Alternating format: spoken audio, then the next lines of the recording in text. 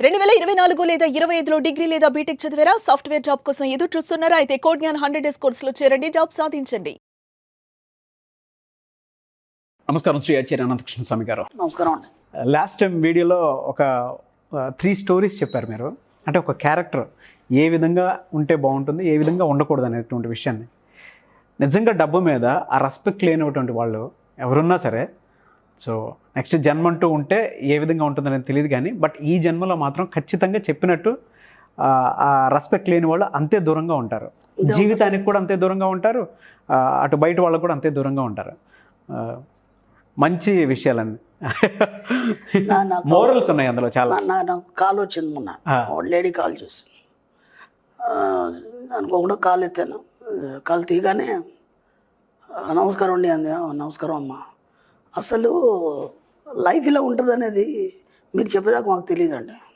Life ఇలా ఉంటుంది మీరు చెప్పేదాకా మాకు తెలియదు. ఈరోజు ఎంత హ్యాపీగా ఉన్నామంటే అసలు కొత్త జీవితాన్ని చేస్తున్నాం. అంటే ప్రతిరోజు కూడా జీవితం అనేది కొత్తగా కనిపిస్తుంది. అవును, మా దగ్గర డబ్బులు ఉన్నాయి, అన్నీ ఉన్నాయి. అప్పుడు మీ క్లాసు రాకముందు కానీ వినకముందు కూడా మన డబ్బులు అన్నీ ఉన్నాయి. కానీ ఈ ఆనందము, ఈ యొక్క గమ్మత్ అనేది అప్పుడు లేదు. ఇప్పుడు ప్రతిరోజు కొత్తగానే అనిపిస్తుంది, ప్రతిరోజు పండగలాగానే అనిపిస్తుంది మాకు. అసలు ఎంత మార్పు తెచ్చారండి నిజంగా. అసలు చిన్న చిన్న చిట్కాలే, చిన్న చిన్నగానే కానీ అవి ఎంత మార్పు తీసుకొస్తాయి అనేది ఈరోజు మేము అనుభవిస్తున్నాం సార్. చాలా బాగుంది. ఏం లేదు, జస్ట్ చిన్న మార్పులు చేసుకోవాలంతే. ఆ మార్పులు అనేది మనకి ఎప్పుడు ఎట్లా ఉంటుందంటే, మనకి పాట ఉంది మనకి, ఈరోజే ఉదయాన్నే కొత్తగా జన్మించాను, నేను కొత్తగా జన్మించాను. అది ఎలా ఉంటుందంటే ప్రతిరోజు లైఫ్ అనేది కొత్తగా ఉండాలి. అది కొత్తగా ఉండడానికి నువ్వు ప్రయత్నం చేయాలి. అంటే నీ మైండ్ సెట్ అనేది అలా మారాలి.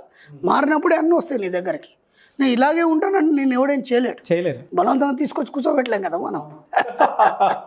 అది ఇందులో ఏం చెప్తున్నారు? మనకి జానులో పాట ఉంది. ఆ పాటలో ఒక లైన్ ఉంది, ఉదయం కాగానే తాజాగా పుడుతూ ఉంటా.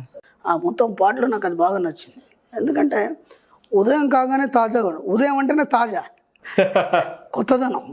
తాజాగా పుడుతున్నాను, మళ్ళీ పుడుతున్నాను నేను. అంటే నాకు ఈరోజు 50 సంవత్సరాలు వచ్చినాయి. నేను 50 సంవత్సరాలు నేను అనుకోవట్లేదు, నేను మళ్ళీ ఈరోజే జన్మ తీసుకున్నాను.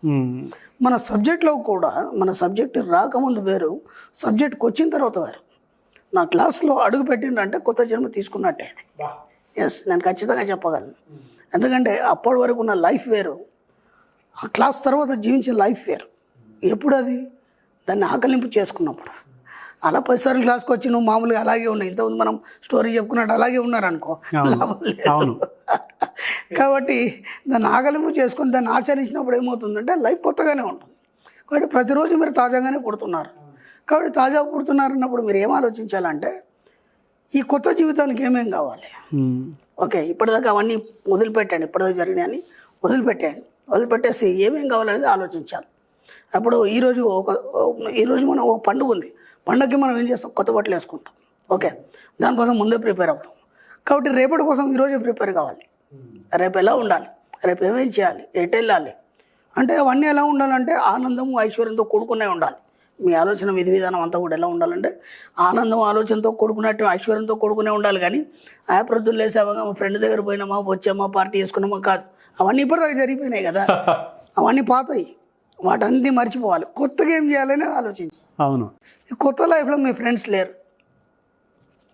లేరు, మీ భార్య పిల్లలు లేరు, సమాజం లేదు, ఎవరు లేరు.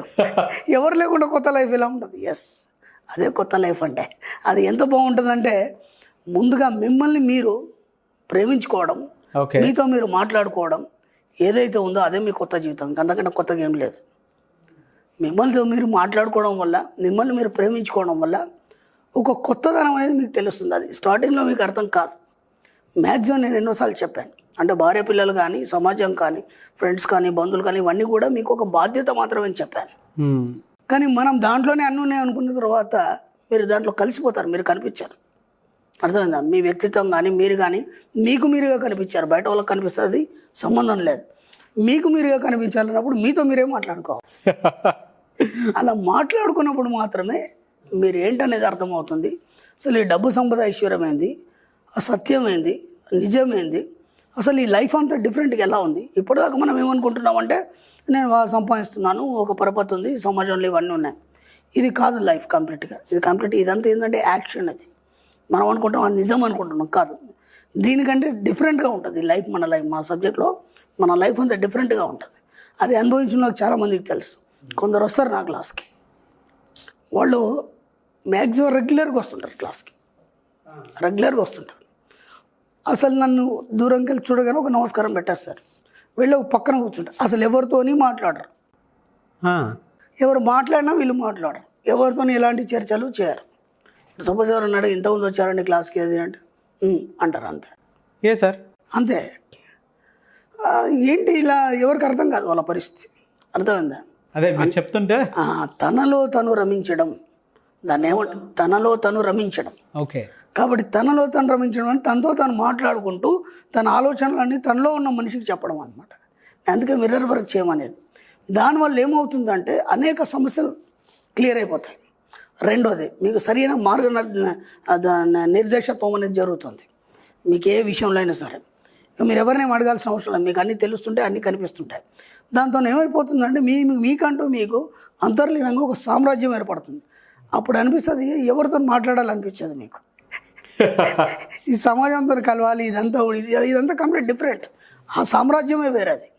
దాంట్లో ఎంత ఆనందం ఉంటుందంటే ఆ ఆనందంలో మీకు అన్నీ వస్తాయి. అక్కడ డబ్బు వస్తుంది, సంపద వస్తుంది, ఐశ్వర్యం వస్తుంది, తృప్తి వస్తుంది, సంతోషం వస్తుంది. మీకు ఇది ఎక్కడ లోటు ఉండదు, సంపూర్ణత్వం అనేది దాంట్లో వస్తుంది. అందుకనే ఆ లైఫ్ని వాళ్ళు అనుభవిస్తున్నారు. వస్తారు, ఒక పక్కన కూర్చుంటారు, అయ్యో క్లాస్ వింటారు. జస్ట్ ఎప్పుడైనా చెప్పంటే వాళ్ళు ఎక్స్పీరియన్స్ చెప్తారు. నాకు ఎన్ని కోట్ల అప్పు ఉంది, నేను ఎన్ని కోట్లు తీర్చేసాను, ఈరోజు హ్యాపీగా ఉన్నాను, అంతే. అంతకంటే ఎక్కువ మాట్లాడరు. మళ్ళీ వాళ్ళు ఏందనేది నాకు తెలుసు, నేనేందని వాళ్ళకి తెలుసు. కొన్ని ఎలా ఉంటాయంటే దక్షిణమూర్తి స్వరూపం ఉంటుంది మనకి. ముందర సప్తర్షులు కూర్చుంటారు. మనం దీని మీద కూడా ఇంతకుముందు ఒకసారి స్టోరీ చెప్పుకున్నాము.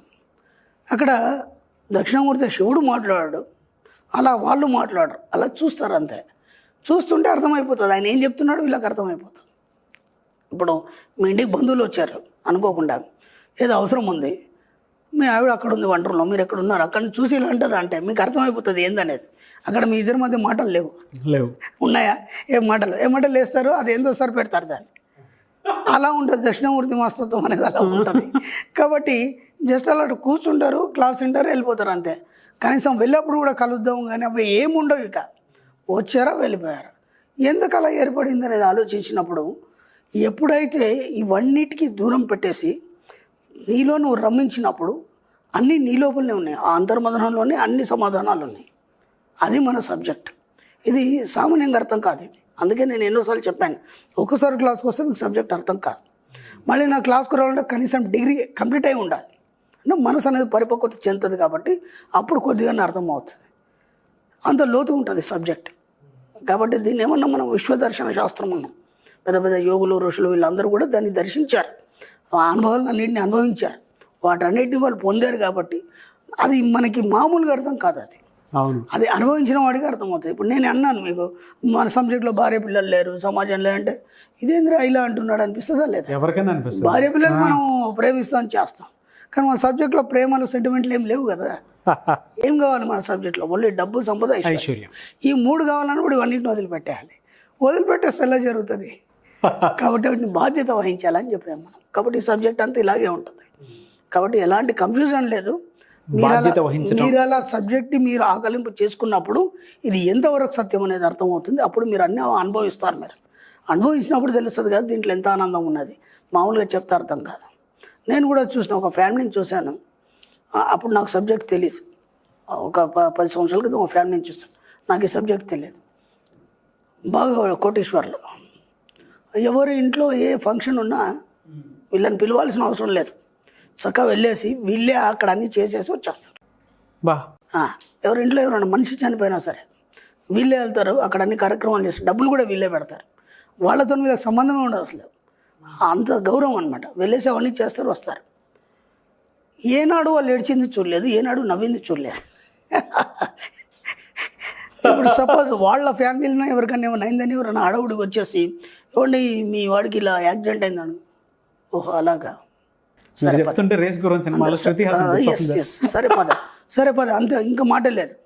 ఒక గట్టిగా అరిచి కేరింతలు పెట్టేసి సంతోషాన్ని వ్యక్తం చేసింది ఎప్పుడు లేదు. ఎందుకో నేను అనుకున్నాను, అసలు వీళ్ళు మనుషులేనా, అసలు వీళ్ళు ఎలా ఉంటారు, అక్కడ వాళ్ళ బాధ కానీ సంతోషం కానీ ఉండదా. వాళ్ళు ఆ బ్రహ్మానంద స్థితికి వెళ్ళారు కాబట్టి వాళ్ళకి అన్ని సమానంగా కనిపిస్తాయి. ఆ బ్రహ్మానంద స్థితికి ఎస్, అది మన సబ్జెక్ట్. గ్రేట్. ఊరికైనా డబ్బు సంపద ఐశ్వర్యం అంటే రాదు, దాని వెనకాల ఇంత సబ్జెక్ట్ ఉంటుంది. ఆ స్థితికి వెళ్ళినప్పుడు ఇంకా నువ్వు ఆలోచించే అవసరం లేదు, డబ్బు కానీ సంపద కానీ ఐశ్వర్యం కానీ ఇంకేదైనా కావచ్చు, కోరుకున్న దగ్గర అన్నీ వచ్చేస్తాయి ఆటోమేటిక్గా, కేవలం డబ్బే కాదు. ఆ స్థితికి వెళ్ళడానికి ప్రయత్నం చేయండి, ఎంత వీలైతే అంత. Really great subject. Thank you so much Sriyacharya Ananthakrishna Swamy గారు. Thank you. సుమన్ టీవీలో మీ పర్సనల్ అండ్ బిజినెస్ ప్రమోషన్స్ కోసం కింది నెంబర్కి కాంటాక్ట్ చేయండి.